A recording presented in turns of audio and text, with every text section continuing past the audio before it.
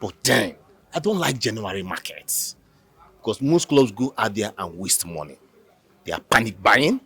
Okay, many top strikers will not want to leave their club in the middle. They want to finish and finish well. You cannot be banging in goals like Osimhen, like Victor Boniface, and you want to just leave your club in the middle.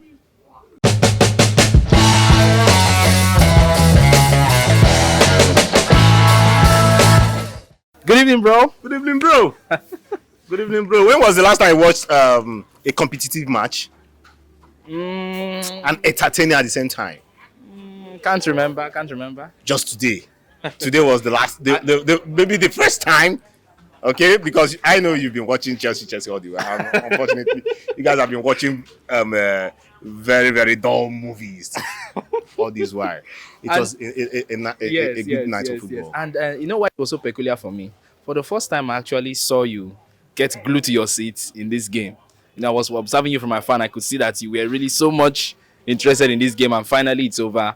Arsenal were able to get a point at Anfield as against what has been happening in the past. So what are your thoughts on this? So today is a special day, okay? Reason because for the first time in a long while, we're having a head-to-head with Liverpool, as in Arsenal and Liverpool. Yeah, some persons are also saying, okay, why are we not talking about Manchester City? That everyone should calm down. And Manchester City only traveled for the Christmas holiday. Now by the time they come back, they'll come and carry the league. But then, I'm also thinking that might just happen. No, I'm very, very candid with you. Reason because Arsenal and Liverpool has played out 18 games. Okay, the next game will make it 19, meaning that they've played half of the season. And as it stands, Arsenal is doing 40 points. Liverpool is doing 39. So let's just say that maybe Arsenal plays their next game and wins, meaning that they will be sitting pretty at 43 points. Yeah. And they will also maintain the top of the table if they win their next game. Then it's a sure banker that they will remain the top of the table. But then, at 43 points, the half of the season, and let's just also repeat that if they can call out the way they have in the first half of the season, in the second half, one might say Arsenal might have the league. But that tells you a lot about this season. It tells you that it is a poor season for almost every club out there. But unfortunately for Chelsea, Chelsea has been terribly poor. Okay? But then, last season, Manchester City took the league with 89 points. Arsenal were sitting pretty on with 86 points.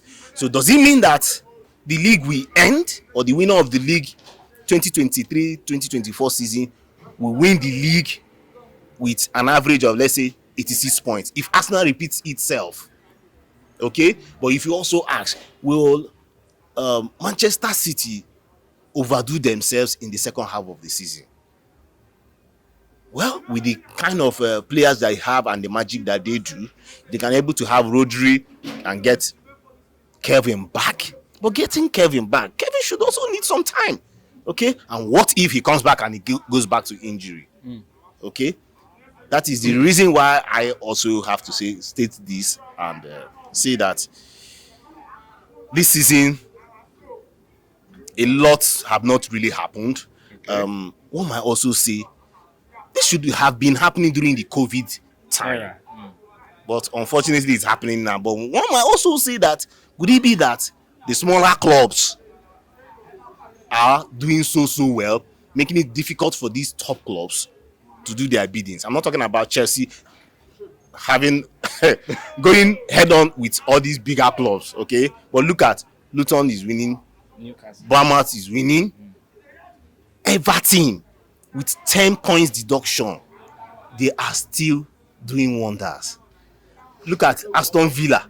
So you find out that anybody is beating anybody this season, although it makes you so competitive. But when you also check by the points, it be like, come on, is it that the Premier League is losing its the top clubs, not the Premier League, the top clubs are losing their steam, okay?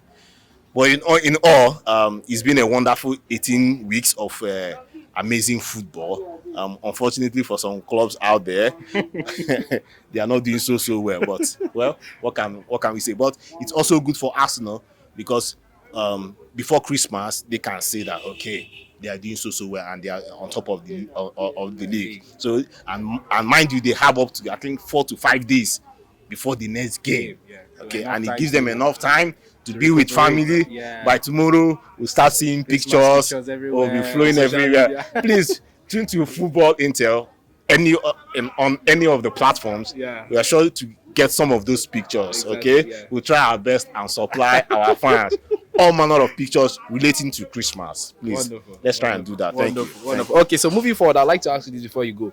Now that Arsenal are topping the league currently, do you really feel they should have? I don't know how I'll ask this question. Like going into every game with that mentality of winning the Premier League, or should they just have that mentality, or should they just take it game after game? I don't know how. Like there was someone I just interviewed recently. He said he said something about anxiety on the both sides of the clubs on wanting to top the league table rather than focusing on the. That's how he put it. So, what do you really have to say about that? Man, it's good to with all your chest to come out and proclaim what you want to do. Okay, I don't buy the idea that you want to aim for the top and you are dancing around when you are being asked question, will you carry the league, and you say you just be dancing around. My brother, when you are out for the fight, you are out to win. You cannot start the league. A club like Arsenal, though, Arsenal, name them now, the big clubs out there, you cannot start the league and you don't want to win the league.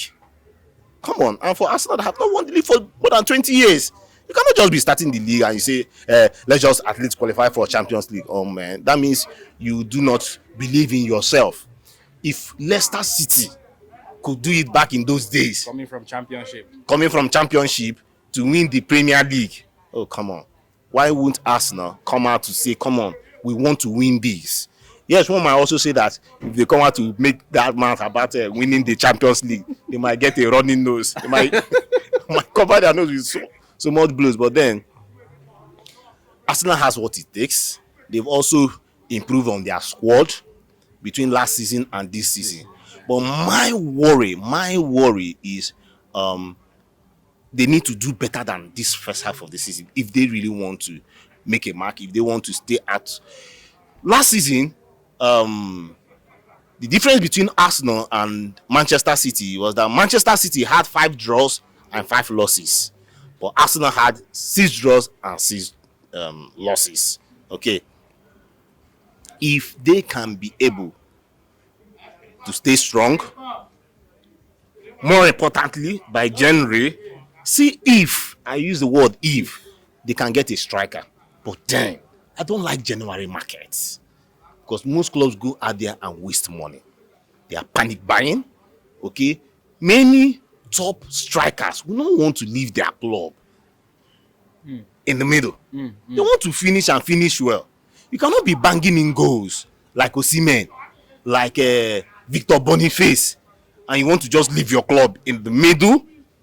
It does not happen. In fact, to the fans, they might even see you as a demon. And mind you, nowadays in football, you don't just even leave your club anyhow. Just like that. Because at the end of the football is a very short career. You want to, at the end of your playing days, come back and get a job. Yeah, that's the truth. Look at some of the legends, we like call them, or mini legends out there that they don't have anything to do. Nothing to write to. Nothing to do. After their playing career. After their playing career, they are just wasting about. Nothing to do. And due to maybe they have gotten so they've made enemies the club that they played for. I mean, these officials are there. The backroom staff are there. Look at somebody like Emmanuel Adebayo. Adebayo cannot. Nothing will happen in this club that Arsenal will offer him a contract. Nothing. And these are avenues that these players survive with. You might think that okay, they are paying you £100,000 a week. Mind you, all those monies are not yours. They will collect tax. They will collect this. They will collect that. Yes, we know that within that period of time, you can be driving your baddest cars, living in the best houses. But when the job is over and you are unable to do profitable investments, it might not just be so easy for you to live on from there. Yeah. I'll take this as a little advice to some of the professional footballers who happen to stumble on this video. I hope you guys are listening to this because something there is life after the football career. Sure. There is life after it. So how you make judicious use of it now, especially you making something and making a statement about profitable investment, will determine how it will be when you no longer have the strength to play. Thank you so much, sir, Thank for you being so on this much. platform. I Thank appreciate you so you. much. Thank you so Have a much. lovely night's rest. Thank